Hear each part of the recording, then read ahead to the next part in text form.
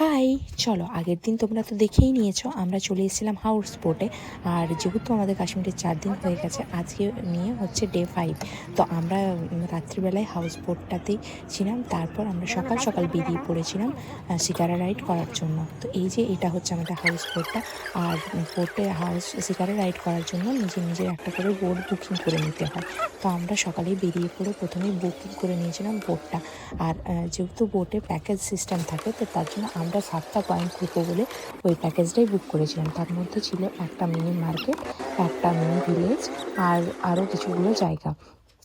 যেহেতু জলের মধ্যেই সব কিছু, তাই আর এতটাই সুন্দর লাগছিল। ওই যারা যারা ওইখানের মধ্যে থাকে ওই ভিলেজটাতে, তারা নিজস্ব একটা করে বোট থাকে, আর ওরা ওই বোটে করেই ঘুরে বেড়ায়।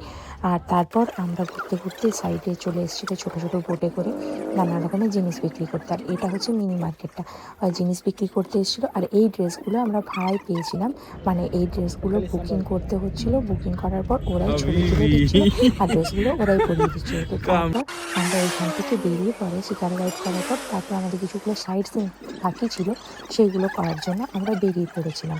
তো সাইড সিন করার জন্য প্রতিটা সাইড সিনে একটা করে টোকেন কাটতে হয়।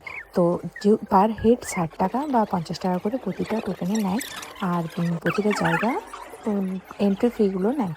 তো তারপর আমরা ওই পার্কগুলো ঘুরে নিয়েছিলাম। আর প্রতিটা পার্কেই খুব সুন্দর সুন্দর।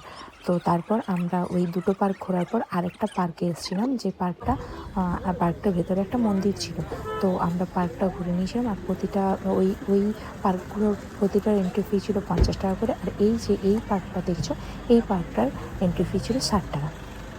তারপর আমরা পুরো জায়গাটা ঘুরে ওই পার্কটা ঘুরে পরে আমরা চলে এসেছিলাম এইখানেরই কুলফি ট্রাই করতে।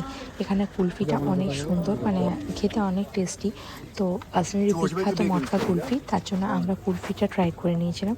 আর কুলফিটা ট্রাই করার পরেই আমরা চলে এসেছিলাম ফ্রুট স্যালাড ট্রাই করতে। ফ্রুট স্যালাডটাও খুব টেস্টি, নানা রকমের ফ্রুট দিয়ে এখানে বানানো হয় এটা। তারপর আমরা ফ্রুট স্যালাডটাও ট্রাই করে নিয়েছিলাম। আর ট্রাই করার পর আমাদের যেহেতু প্রচুর ঠান্ডা লেগে গেছিলো, তার জন্য আমরা গরম কিছু ট্রাই করার জন্য আমরা চলে গেছিলাম মোমো খেতে। তারপর এখানের মোমোটাও অনেক টেস্টি। তো আমরা মোমো খেয়ে পরে আমরা বেরিয়ে পড়েছিলাম, যেহেতু আমাদের সেই দিনই পেহেলগামে ঢোকার ছিল। তো পেহেলগাম যেহেতু অনেকটা ডিস্টেন্স, তার জন্য আমরা চলে গিয়েছিলাম পেহেলগাম। আমাদের আগের থেকেই হোটেল বুক করা ছিল পেহেলগামেও, কারণ ব্যাপারটা হচ্ছে যে আমরা প্রতিটা প্যাকেজ বুক করেছিলাম। তো আমাদের প্যাকেজের মধ্যে প্রতিটা ট্যুর আর ঘোরার গাড়ি, প্রতিটা এন্ট্রি ফি সব কিছুই ওদের প্যাকেজের মধ্যেই ছিল। তো আমরা ওইখান থেকে এসে পরে হোটেলে ঢুকে পড়েছিলাম। আর হোটেলে ঢুকে পরে আমরা এখানে কফি আর কিছু খাবার অর্ডার করেছিলাম, কারণ আমাদের প্রচুর খিদে পেয়ে গেছিলো। তার জন্য আমরা খাবার দাবার রেস্ট নিয়ে নিয়েছিলাম সেই দিনটা, কারণ আমাদেরকে পরের দিন আবার সকালে বেরোতে হচ্ছে। তো তার জন্যে চলো তাহলে আজকের ভিডিওটা এখানেই শেষ করছি। আবার একটা কাশ্মীরের নতুন ব্লগ নিয়ে দেখা হচ্ছে পরের কোনো ভিডিওতে। চলো তাহলে, বাই বাই।